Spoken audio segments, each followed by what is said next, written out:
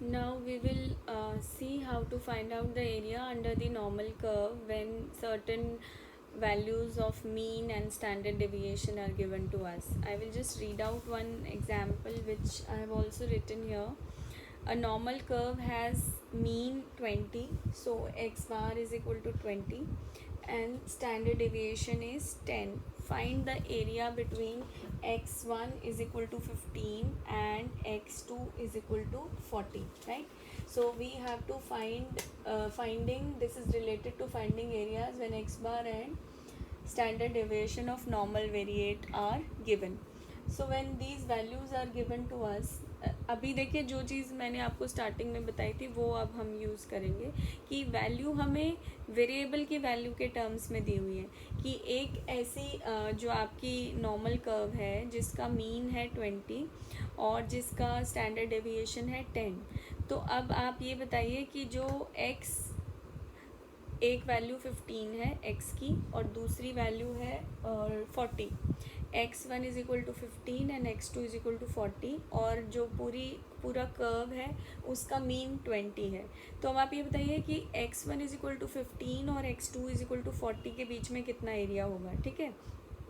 तो अब हमें क्या याद रखना है कि हम x1 और x2 की वैल्यू के टर्म्स में नहीं बात करेंगे बल्कि हम स्टैंडर्ड डेविएशन की टर्म्स में बात करेंगे। तो अब x1 हमें 15 दिया हुआ है और x2 20 दिया हुआ है, तो हम इनको पहले किस में कन्वर्ट करेंगे, हम इनको पहले स्टैंडर्ड डेविएशन में कन्वर्ट करेंगे, नंबर ऑफ स्टैंडर्ड डेविएशन। तो जो उसको जिसको हम z कहते हैं, तो जो हमें z टेबल देखना है वो z के टर्म्स में देखना है, x की वैल्यूज़ के टर्म्स में नहीं देखना। तो हमारा पहला स्टेप होगा इसको z में कन्वर्ट करना, ठीक है। तो z में कैसे कन्वर्ट करेंगे, क्योंकि जो हमारा स्टैंडर्ड नॉर्मल डिस्ट्रीब्यूशन कर्व होता है उसकी प्रॉपर्टीज़ के अकॉर्डिंग जो आपका z is equal to z1, जो हम x1 की वैल्यू को लेंगे x1 minus x bar divided by the standard deviation. तो x1 क्या है, जो भी वैल्यू हमारी जिसके बीच में हमें लेना है 15 है, जो x बार है वो हमें गिवन था वो 20 है, स्टैंडर्ड डेविएशन भी गिवन है वो 10 है। तो दिस बिकम्स -5/10। अब आप देखिए आपको ये समझने में ज़्यादा डिफ़िकल्टी नहीं आएगी कि ये माइनस क्यों आया साइन, क्योंकि मीन है। मीन क्या होता है, एवरेज। एवरेज है 20 और एक वैल्यू है 15, तो वो एवरेज से कम है ना। तो एवरेज से कम होगी तो वो डेविएट हो रही है एवरेज से हट रही है, लेकिन कौन सी तरफ, उससे कम जा रही है। तो कम जाएगी तो माइनस आएगी वैल्यू, ठीक है। तो then we will have the second x2 minus x bar, x2 है 40 minus 20 divided by standard deviation that is 10।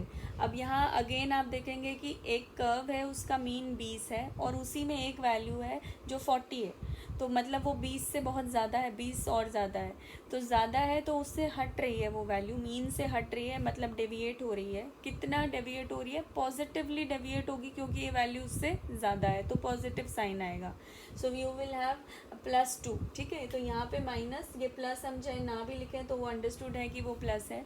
तो इन दोनों के बीच का अब जब आप इसको प्लॉट करेंगे, and it is always please you whenever you do the question plot the area under the curve. So when we show this normal curve, उसका हमें z के टर्म्स में बात करनी है। यहाँ पे क्या होगा, z इज इक्वल टू 0 और जो हमने दो वैल्यू z की निकाली, अभी हमें z1 और z2 तो नहीं दिया हुआ था, हमने खुद कैलकुलेट किया है z1 और z2, क्योंकि हमें पता है कि अगर हमें एरिया देखना है तो हमें z की वैल्यू चाहिए, हमें x की वैल्यू से काम नहीं चलेगा। तो x को किस में कन्वर्ट करना है, z में, स्टैंडर्ड डिविएशन की टर्म्स में पहले कन्वर्ट करना है। तो अब हमारे पास आ गया z1 इज़ -0.5। तो ये जो -0.5 है, आप ये एक्चुअली देख सकते हो ये किसके लिए आया है, ये x1 इज इक्वल टू 15 के लिए आया है। जो x1 दिया हुआ था आपको 15, उसको आपने इसमें कन्वर्ट किया है। सिर्फ आपको बताने के लिए मैंने ये यहाँ लिखा है, आप बेशक ना लिखें तो भी चलेगा, बट इनिशियली समझने के लिए आपको ये समझना होगा कि ये जो x15 था, पहले हमने ये जाना है कि वो मीन से कितना दूर है। तो वो मीन से जो 0.5 टाइम्स स्टैंडर्ड डिविएट कर रहा है, और वो माइनस इसलिए है क्योंकि वो मीन से कम है। तो हमें ये स्टैंडर्ड डिविएशन के टर्म्स में उसको कन्वर्ट करना है, और जब हमने उसे कन्वर्ट किया तो उसकी वैल्यू आई -0.5। ऐसे ही जब हमने 40 को कन्वर्ट किया तो उसकी वैल्यू आई 2, दैट इज़ 2। तो ये आपकी किसके लिए है, x2 इज इक्वल टू 40 के लिए। ये z की वैल्यू, ये z की वैल्यू है जिसको हमने कन्वर्ट किया, और ये x2 की वैल्यू है जो हमें गिवन थी। ये z2 है, ये z1 है, ठीक है। ये x1 गिवन था जिसको किस में कन्वर्ट किया है, z1 में। ऐसे ही x2 गिवन था, उसको कन्वर्ट किया है z2 में, ठीक है। अब आपको इनके बीच का एरिया बताना है, z1 और z2 के बीच का। आपको पूछा था कि x1 और x2 के बीच का एरिया बताइए, तो x1 को हमने z1 में कन्वर्ट कर दिया है, x2 को हमने z2 में कन्वर्ट कर दिया है। तो अगर हम z1 और z2 के बीच का एरिया निकाल लेंगे तो ऑटोमेटिकली वो किसके बीच का एरिया आ जाएगा, x1 और x2 का, क्योंकि हमने x1 को ही z1 में कन्वर्ट किया है और x2 को ही z2 में कन्वर्ट किया है, ताकि हम एरिया जो है स्टैंडर्ड नॉर्मल डिस्ट्रीब्यूशन कर्व का जो एरिया है वो देख सकें। तो ये आपकी वैल्यूज़ अब आ गई, और ये हमने अभी पिछले डिस्कशन में बात की थी कि जो भी वैल्यूज़ होती हैं, दो अलग अलग वैल्यूज़ के बीच का एरिया तो हम नहीं निकाल सकते, हम ज़ीरो से डिस्टेंस कैलकुलेट करते हैं। तो 0 और 0.5 के बीच का आप निकालोगे पहले, फिर 0 और 2 के बीच का एरिया निकालोगे और इन दोनों को ऐड कर दोगे, ठीक है। तो अगर ये सिर्फ इतना होता 0 और 2 के बीच में, तो हम सिर्फ एक एरिया कैलकुलेट करते, z कर्व को देख लेते। अगर ये इतना होता तो भी हम एक ही एरिया कैलकुलेट करते, क्योंकि 0 और एक पर्टिकुलर z की वैल्यू के बीच में हमें एरिया देता है जो z कर्व है, और वो भी हमेशा पॉजिटिव वैल्यूज़ के साथ देता है। तो नेगेटिव में भी हम वही एरिया यूज़ करते हैं, क्योंकि हमें पता है कि ये कर्व सिमेट्रिक है। तो अगर हमें 0 और -1 के बीच का एरिया, 1 के बीच का एरिया है, तो वही एरिया 0 और -1 के बीच का होगा। तो पॉजिटिव वैल्यू से ही हम नेगेटिव वैल्यूज़ का एरिया कैलकुलेट करते हैं। तो पहले आप देखोगे z टेबल में जाएंगे, 0.5 की वैल्यू देखेंगे। So you see the value of 0.5. I will again show you the z table. ये देखिए यहाँ पर, this is the z table, और ये जो z table है इसमें we can see the first is 0.5. तो पहले आप 0.5 देखेंगे, इसमें 0.5 ये वाली लाइन है, राइट। 0.5 के आगे कुछ भी नहीं है, सिर्फ आपको 0.5 का देखना है। So this area will be the first value जिसमें 0 आ रहा है, 0 क्योंकि 0.5 के आगे कुछ भी नहीं है। दिस विल बी 0.1915, 0.1915, ये आपके 0.5 की वैल्यू है। 0.1915 ये हो जाएगा 0.1915 प्लस ये किसका बीच का एरिया है, z1 और z0 के बीच का। फिर z0 और z2 के बीच का एरिया निकालेंगे, उसको जोड़ देंगे इसमें, इन दोनों को देखिए। इसके लिए आपको 2 देखना पड़ेगा, 2.0, उसके आगे कुछ नहीं है।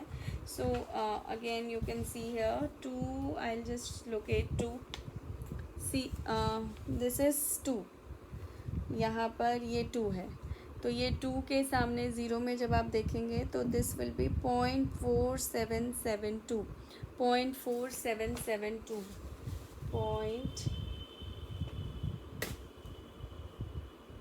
यहाँ पे लिख लेते हैं 0.4772, राइट। सो ये जब आप इन दोनों को ऐड करेंगे तो you will get the area between these 2 points, x1 is equal to 15 and x2 is equal to 40। तो ये आपका जो फाइनल वैल्यू आएगी that will be 0.6687। So now after knowing how to calculate the area, अब हमें questions आएंगे जिसमें कि सिर्फ ये कहने की बजाय कि एरिया ये है कैलकुलेट करिए, आपसे पूछा जाएगा प्रोबेबिलिटी। तो probability is nothing but the area, क्योंकि पूरे कर्व के अंडर जो एरिया है वो 1 है, तो वो पूरे की प्रोबेबिलिटी है। तो जैसे अगर आप ये कहें कि कोई वैल्यू 15 और 40 के बीच में लाई करेगी, उसकी क्या प्रोबेबिलिटी है, तो आपकी प्रोबेबिलिटी होगी 0.6687।